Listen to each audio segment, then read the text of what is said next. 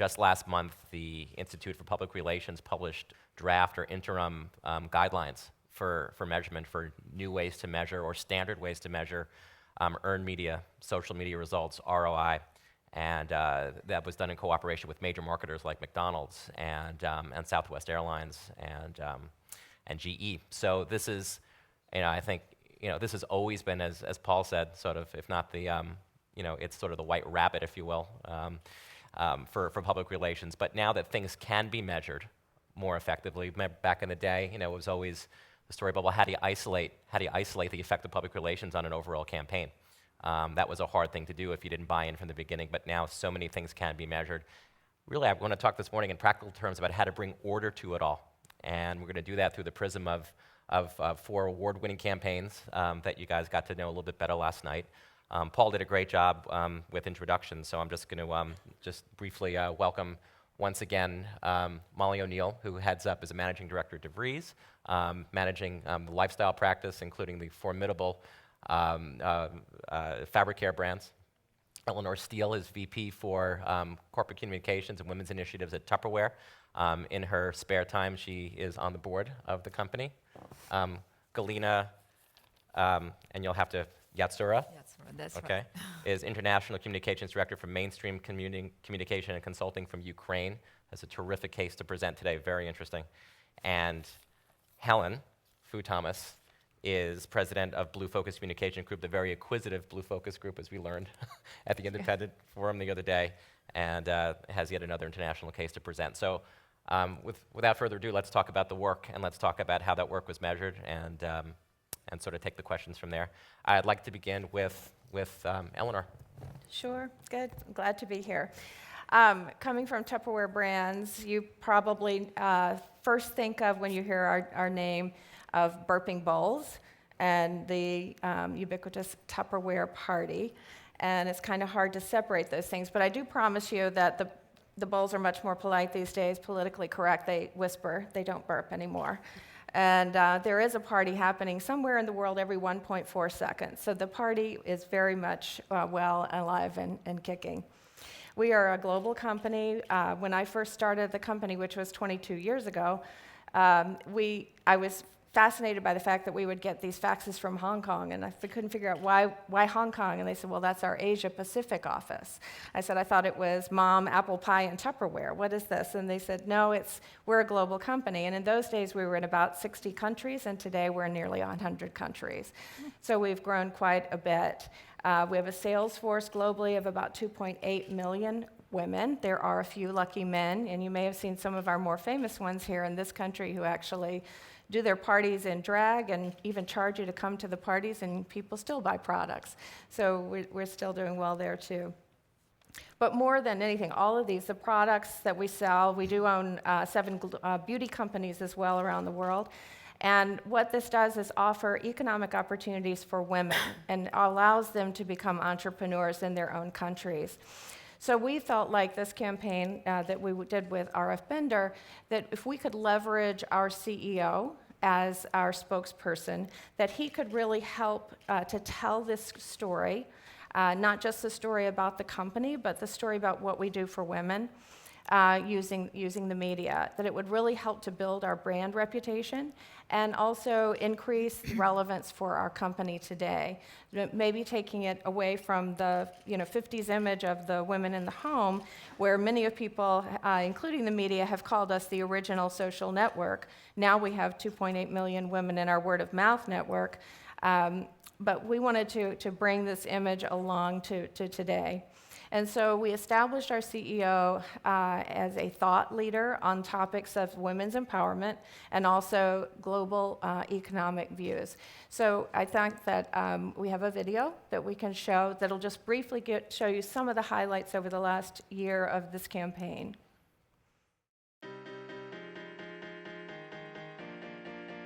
I want to tell you about a company that's literally transforming societies at a fundamental level all over the developing world. That's right, it's time to talk about the Tupperware revolution. We're in many of these markets growing 30, 40% per year, and it is a growing middle class. shares of the iconic home goods company Tupperware, which now also includes beauty and personal care products, outperforming the broader market, rising about 50% for the 1 year and 200% over 5 years. 2.7 million. That's your workforce of direct sellers. Yes. And many of them are women. Many of them, at least now 60% of your revenues come from emerging markets. So in 2013, how are you able to make Tupperware relevant and thriving when so many people still shop online? We've moved away from basic food storage and we moved to high-tech products that really were effective for busy working women. So we had to change the product line and you had to change the kind of party.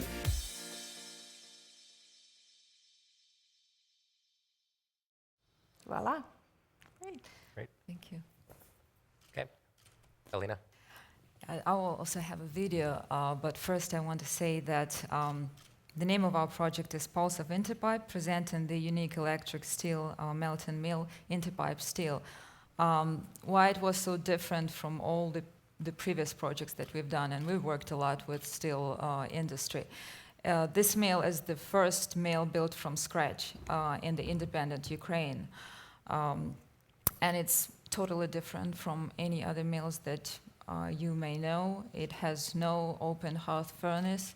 It's totally computerized and it's electric and the largest one in Eastern Europe. Before we approached the project, we along with a team of Interpipe had to answer a few questions ourselves. The first one was, if I were a young man just out of college, would my dream job be working at a steel-making mill in Ukraine? The other question was, if I were a journalist covering business, would I write positively about just another industrial object that I'm sure will only pollute the air that we breathe? If I were an investor, would I consider investing into a city known for its poor economic planning? And finally, if I were a tourist to Ukraine, would my first priority be go visit an industrial mill in an industrial part of Ukraine? So if we honestly answered these questions, the answer would be no. And that was the challenge to change it. So I'd like to show you the video that summarizes the highlights of the campaign and then discuss.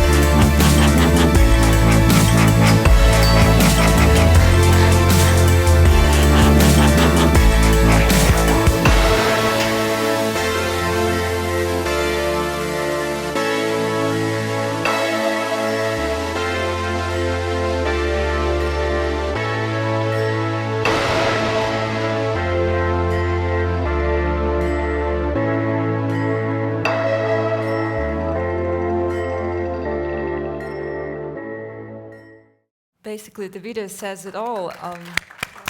Thank you.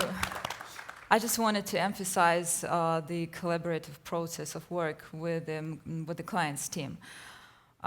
It all started very crazy, and how they jumped on each of our ideas, and they also suggested their ideas. It all worked like pieces of the same puzzle. And the idea of inviting a DJ to record a track to work in the mill initially came from the employees of the mill. It was supported by the management and then was given to us for realization. And then we were so inspired and we suggested, why don't we invite a wedding photographer, the best in Ukraine, who now lives in Thailand, to come and do a free masterclass to Dnipropetrovsk photographers. And after that masterclass that we ran just in autumn, a few months ago, they've already had 20 newlywed couples requested to have their photo shooting at the mill. And also, yeah, the whole idea of positioning a steel-making mill as an art object initially came from the owner of Interpipe, who is so much into art, Mr. Viktor Pinchuk. He is the one who invited some Danish artist Olafur Eliasson to install permanent art installations in the mill, such as a big sun that you've seen in the media, which symbolizes the industrial renaissance of Dnipropetrovsk, and it has become the landmark of the city. It can be seen from any point in the city. It's that huge. So basically, that's it that I wanted to say. Great. And when Galina first talked to us about this, I was like, wait a minute. Okay, it's a steel mill, and there was a DJ. It's really, really impressive. Molly. Thank you all for hanging out until the bitter end with us. This was one of those campaigns. Thank you, Mom. It's one of those campaigns that I will never, ever forget, not one moment of it. It's when your clients and your partner agencies and everybody's in it 150% from start to finish. And I'm sure everybody has heard about it, whether it's global or the North America altogether. So I'm very happy to be here to talk about it. So what it was, P&G was worldwide partner of the London 2012 Olympics. And our goal was to reach 85 million moms or women who provided that caregiver status. And we needed to celebrate them. We needed to connect with them in what was also a very cluttered space. We were up against other worldwide sponsors, such as Coca-Cola, McDonald's, Ralph Lauren. So we needed to find something that was individual and organic, native to Procter & Gamble to us.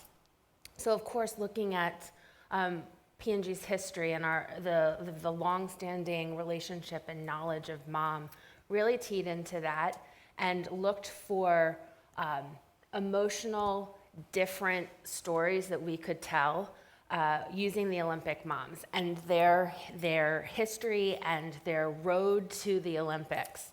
Not only did we used all Olympians, we used those who were going to the 2012 Olympics in London, but we also used Para-Olympians and the athletes and their moms as well. And what we needed to do was we needed to get out ahead of actual being in London on site. So we did 100 days leading up, and there was a lot of pre-work that was done. We had 5, we called them tentpole events, and we just very steadily maintained a relationship. We started to cultivate relationships with moms, started to deliver our messages, started to explain what P&G was going to be doing in London, so it wouldn't be a surprise. And in fact, people were looking for us once we got to London. So I think that I'd like to show a video here once we got on site, what we did, and then we'll talk a little bit about measuring, because that was a very important piece of this complex programming. Procter & Gamble House here in London is treating Olympic families to their own kind of gold medal experience. Thank you all for being here. It's really a dream come true for us to be able to welcome all of you on behalf of Procter & Gamble to our family home. It's really a place for us to come celebrate the Olympic Games. And more importantly, it's a tribute to all the moms out there. The Olympics start tonight.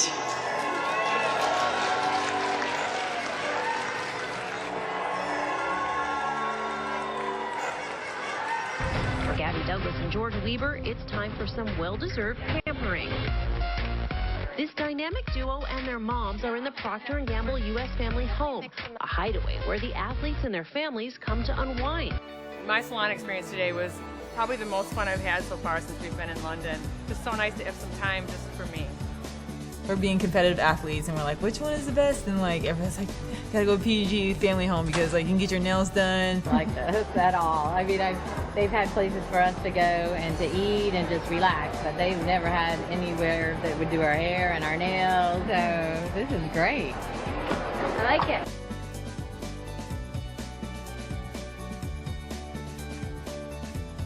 Like I can see why everybody's trying to meet their family here, and like I just walked by my grandpa. He got a clean shave and he's just sitting in the chair. I'm like, what are you doing, Grandpa? He's just like, just relaxing. It is awesome. We actually just threw a birthday party for my dad. It was his 70th birthday, and we had a big birthday party outside here at the P&G Family Home. So it's been tremendous, you know. I mean, that support is awesome. I couldn't have thrown the party myself, you know. To be able to have it here in front of great sponsors and great friends, it was amazing. The coolest thing I've done so far besides competing is basically coming to the Gillette Man Cave. I came here, I got a good shave, I got a facial, I got to eat some great food, and got to relax with my family. It's been a great experience for us here in London.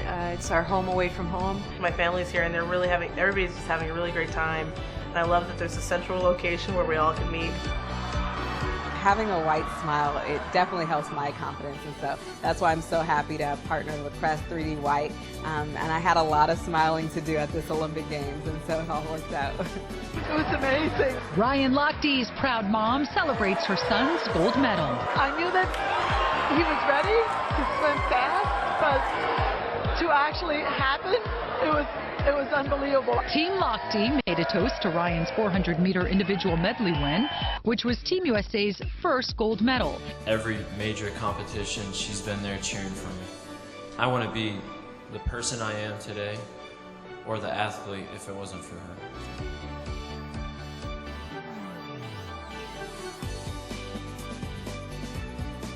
So if you're an Olympian from the London Games and you're in the house, please come on up here onto the stage so we can recognize you. We did it because we love each other, we respect each other, we believe in each other. We did it because of each of you and because we're just that good. These sponsors set up all kinds of houses throughout London for the families and their athletes where they can get a bite to eat and just hang out. But do they also do their laundry for them too? Well, when you're Procter & Gamble and you own Tide laundry detergent, well then yes, you do their laundry for them. We went over to the Procter & Gamble house that basically what it is in the Borough Market section of London. It has a Tide laundry area. Don't laugh. And they did 998 loads of laundry at the Vancouver Games alone. The maker of Clairol, CoverGirl, and Pantene also offers the moms all kinds of beauty services.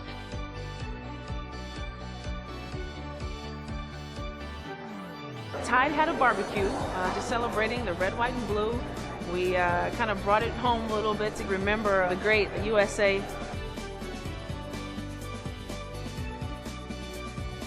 I'm here in the Gillette Lounge helping P&G celebrate dads, and this is a great atmosphere to bring all the dads together and be able to celebrate. How does it feel? Your daughter is an official Olympic gold medalist. I'm really just elated right now. I can't stop smiling. It's the best feeling in the world. Hi, this is Elmo. And Gabby. And Grover. And we are so excited to be here in London at the P&G Family Home. Well, yes, I thank goodness for the P&G and the P&G house that... Because they look after you, this Procter & Gamble house. Oh my gosh, they have been wonderful with us.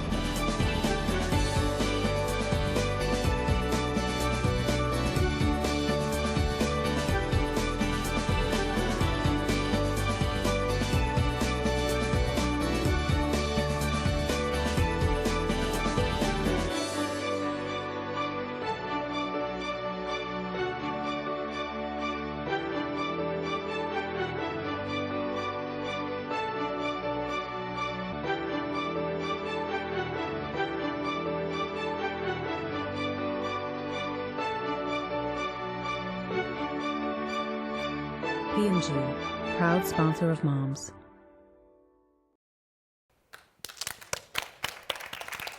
So like I said, one of those campaigns, and I was embedded and spent 3 weeks in the family home. So the family home was 21,000 square feet of brand experiences and corporate experience.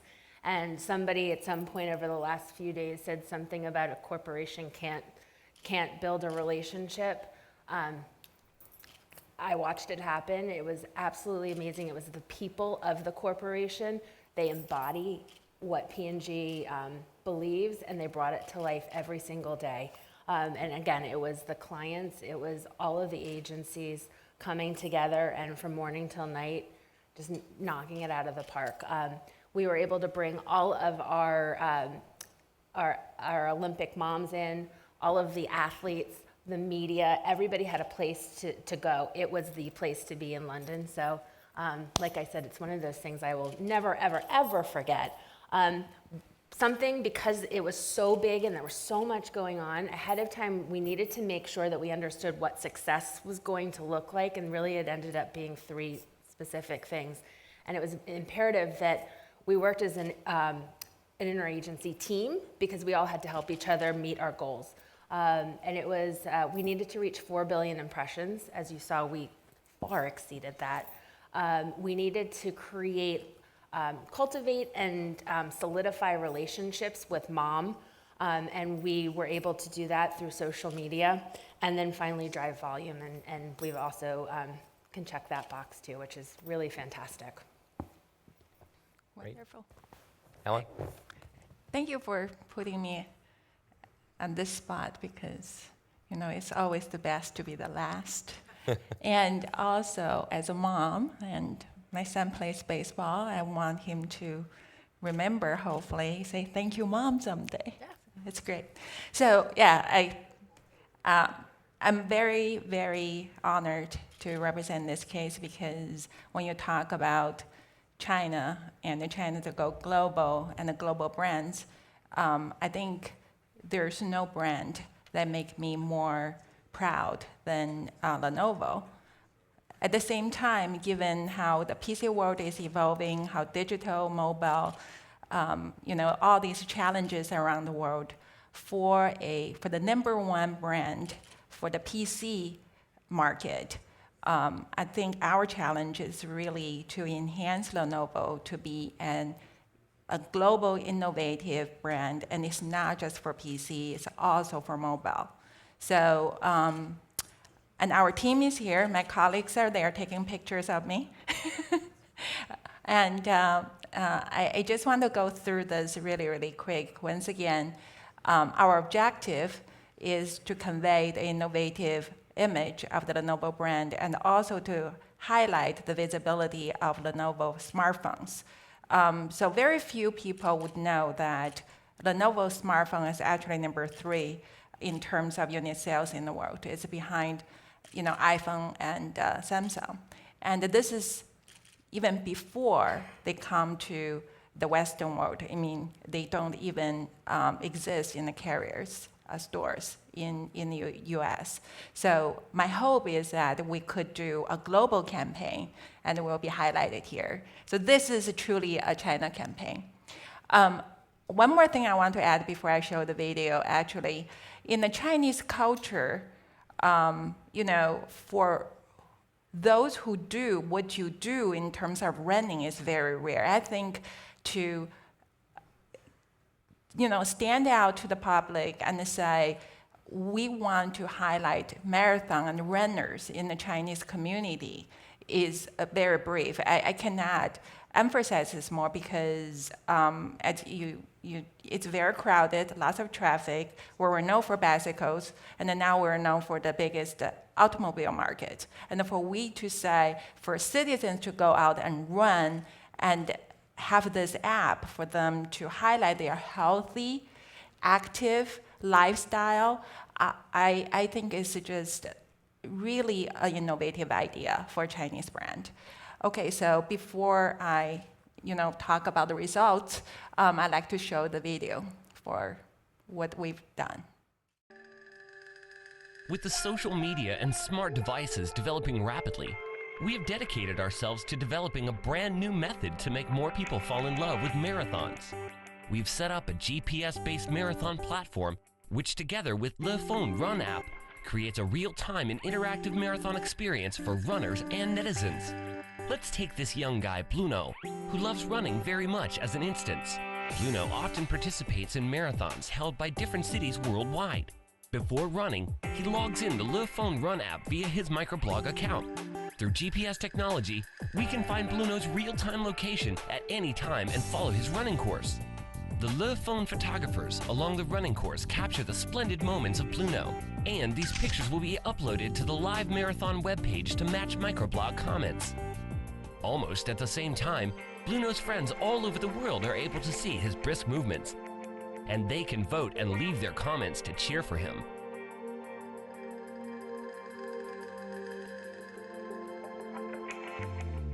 In addition, there are 10 evenly distributed GPS-based microblog collection stations along the running course.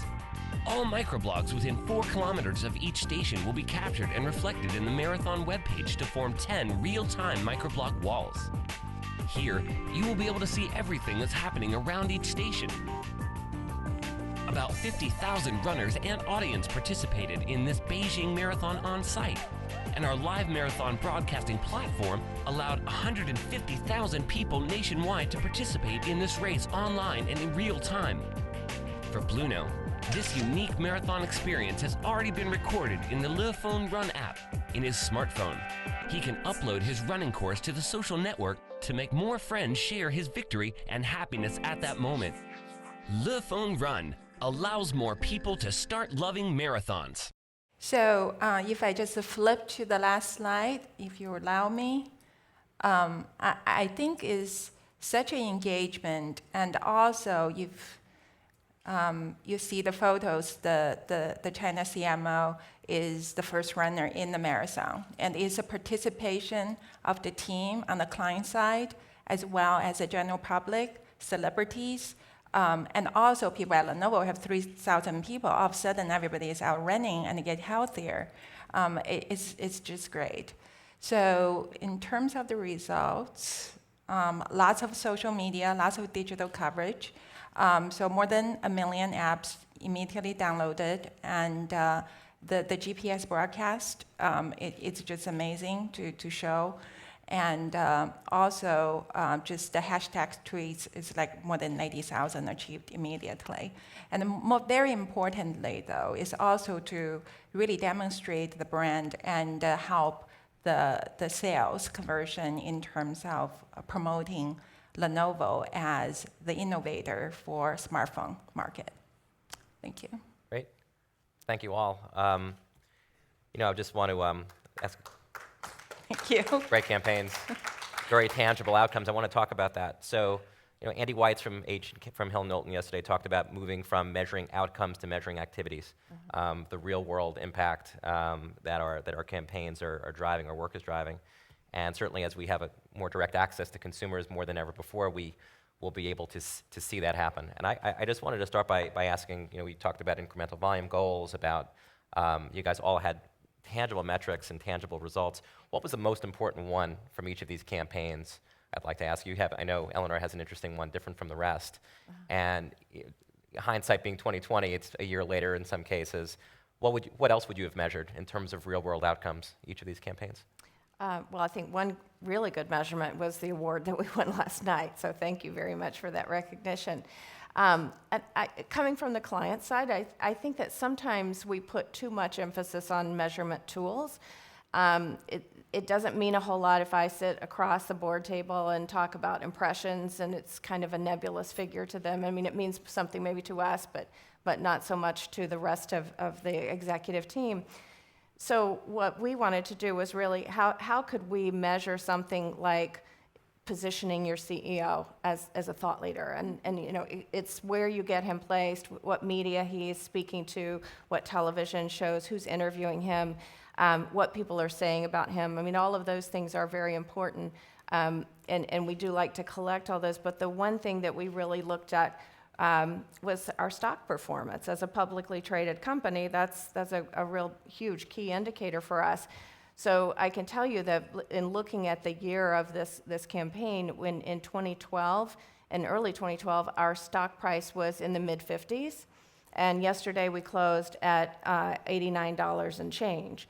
So we've seen a huge improvement in our stock price, and I think that a lot of that has to do with people now looking at us more as a company that empowers women, that offers women around the world an opportunity to become an entrepreneur, to improve their life, to become a contributor to her family, and to gain this feeling of pride and empowerment. And we can talk about that in a little bit, but the stock price is just is a huge indicator that everybody at the board table understands. Mm-hmm. A lowest common denominator that's rather high at the same time. Yeah, and I think that's it. What is, I mean, because there are so many numbers, I like this a lot because it just really boils it down to one really critical measure that sort of overrides everything. In your case, Molly, what ultimately was sort of the most sort of tangible and impactful metric? So of course we looked at the return on the ROI, return on investment. I think it's where everybody sort of starts, but as we started talking more about the return on investment and looking at, okay, we have these impressions, there needs to be a quality score, it needs to have this, it needs to look like that, it needs to appear here. All of that was important, but again, as we started talking, what we recognized and realized what was really going to be most important coming out of the Olympics was the return on the relationship, so the ROR. It was interesting because you plan for the Olympics for a very long time, and it wasn't until nearly when we were, stepping foot in London that we realized that that's something that we really needed to zero in on and look to measure and show, because we are also teeing up Sochi. We're trying to take what we generated in those relationships and move them forward. So we had some. I think that it's evolving. I mean, it was a year ago. Think about just in a year, all of the new tools that we have on social media, and people are paying more attention. So I think that the return on relationship was what was most important, and I think that there's still work to be done to figure out how to better measure that and understand what I have today and where it can go in 6 months, a year, 6 years. So I suppose maybe the general case we made, it's P&G, which is very good at measuring and standardizing. It's, I guess, for mature brand CPGs in particular, that would be a very important metric for sure. Absolutely. Yeah. Alina, you talked about one very interesting one yesterday in terms of, I'll just lead this a little bit, but recruitment and some really good hard numbers on the other side. Yeah, since we have such a big, major project, we have several target audiences to influence. And we all understand that traditional measurement tool is media feedback, and it goes by default, and we need to build that as a foundation for all further feedbacks from other target audiences. So when Interpie first announced about their plans to construct a steelmaking mill, there was quite a negative context coming particularly from local media. So we had to come up with a tool that would target local media, that would convince them that it's a totally new idea that would just blow their mind. And our idea was to bring journalism stars from Kyiv, from the capital of Ukraine, to the region, and to teach local journalists the professionalism levels, or how to cover business events. And they were so impressed by such an attitude, such an approach, that it changed their attitude. And then, of course, we started a communication campaign long before the mill was officially opened. We had 3 press tours at all stages of the mill's construction. So the journalists could see the transparent process of how it was being constructed. And of course, one of our primary goals was to attract young employees. And I don't have to mention that a steelmaker job is not very popular among young people with university degrees. While Interpie created 700 jobs for just 1 year of the mill's functioning, and there's 10 applications per 1 job opening. Such a high competition for steel industry.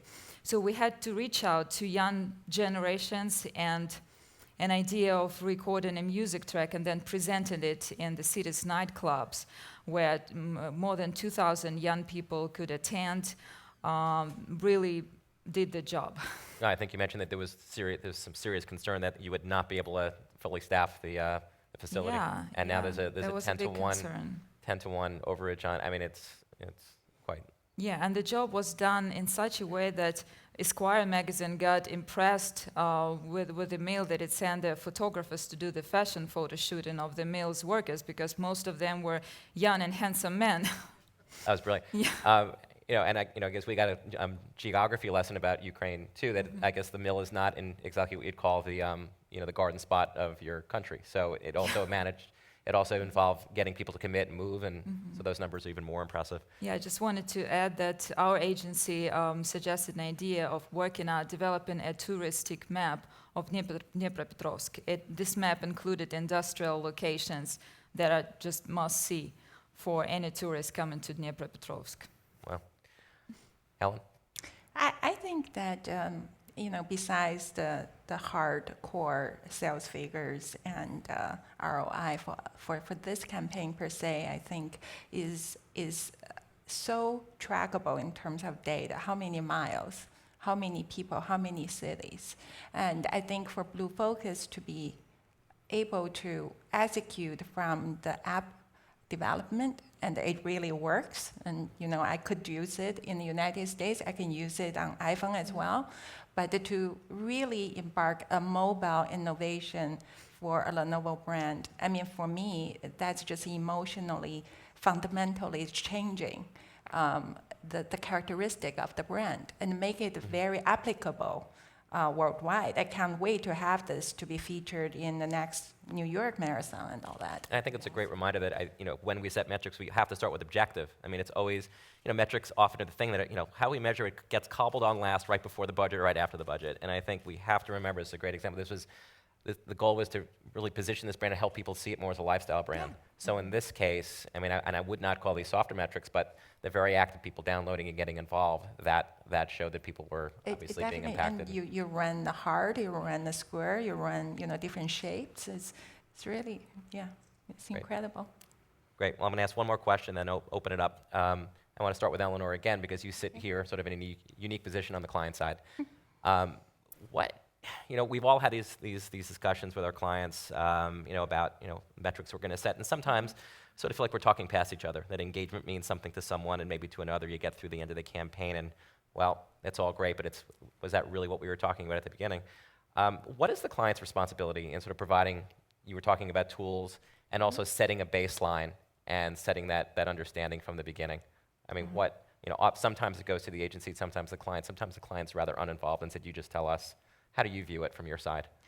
I think that you have to have a real kinship with your, like-minded spirit with your agency, and there has to be tremendous amount of communication flow, but for both ways, almost like an orientation or information dump, where here's the things we like, here's the things we've tried, this worked, this didn't work, this is where we'd like to go.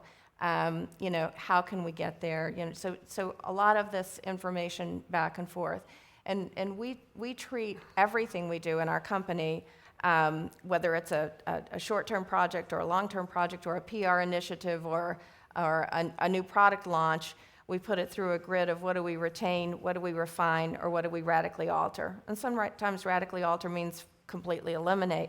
But what worked, what didn't work, and that's pretty much how we test a project or an initiative, and to see what our own measurement of that is. But I really think communication is absolutely key. Mm-hmm. Great. Anything? Anybody have? I mean, any wish lists from the agency side? Well, I just want to say Lenovo and Blue Focus has such a great working relationship. I mean, every single step in terms of this campaign, especially their CMO in China, is part of, he's a participant. He's not just a client. He is one doing it. I think it really demonstrates how integrated we are. So there's full buy-in from the top from the beginning, and that really. I think it's very important to make any campaign very successful. And I think in any plan, you're absolutely right. At the end of every plan for the last 18 years that I've been working in this business, it's like you got your timeline, you got your budget, and you have your measurement slides. What we've been doing is pulling that measurement slide up front.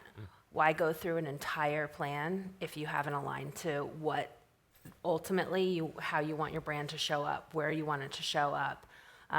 So we've been pulling those up, and again, it really does help with the communication. And before you get to all the other pieces of it, it helps you figure out if you're driving for the same thing, if you're using the right words. Engagement could mean one thing to me and another to my client. So it's working all those things up front.